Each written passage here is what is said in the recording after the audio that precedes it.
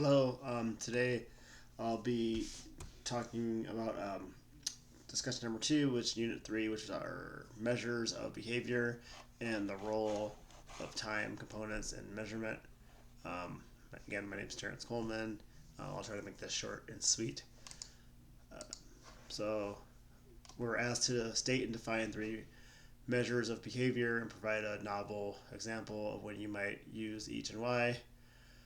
Include some types of measurement, rate, frequency, include a time component, other types of measurements, and do not, is it percent correct? So what are some benefits to include a time component when you're measuring behavior, and also include some situations where including a time component may be unnecessary, not practical, or possible.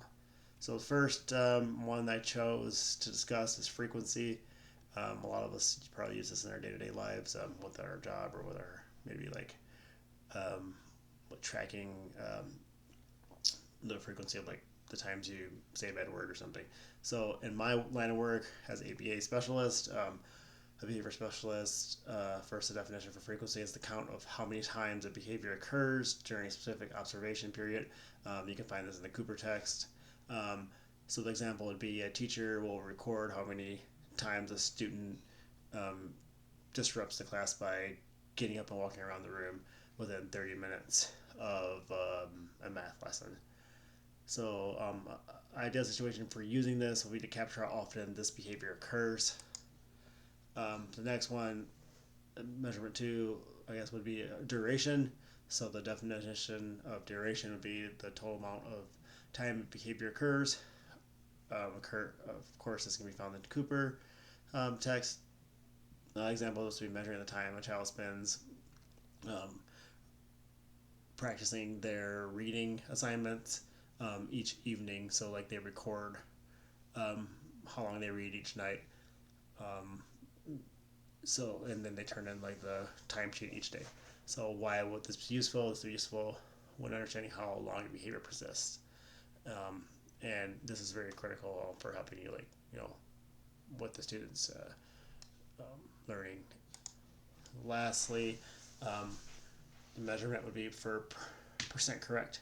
So the definition would be the ratio of correct responses to the number of responses expressed as a percentage. An example of this would be evaluating a student's accuracy on a spelling test.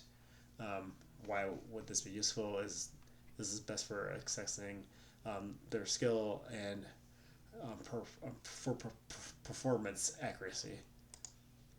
Um, some benefits of including a time component can be you can compare this over time throughout multiple observations.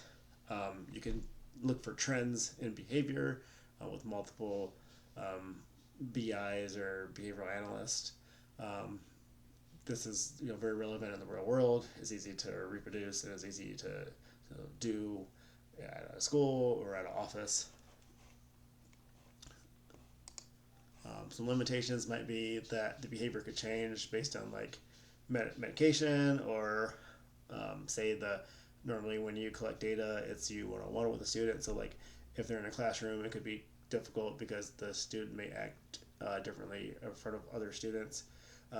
You have to be accurate in your timing and on the trials that you run and make sure that the definitions are clear so that each BA has the same um, you know definitions that they're following.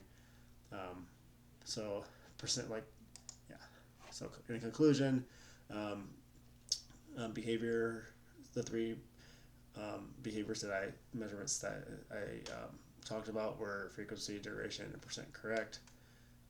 There's time components and this must be critical and practical and for collecting accurate measurements. Thank you for your time and goodbye.